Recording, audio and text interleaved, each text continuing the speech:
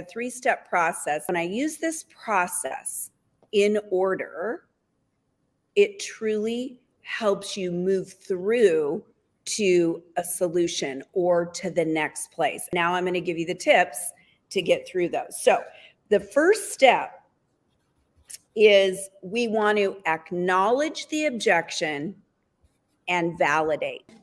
Step 2 is to ask open-ended questions to gain more knowledge. And we rephrase what's important to her or what we heard her say, and then we move forward with some options.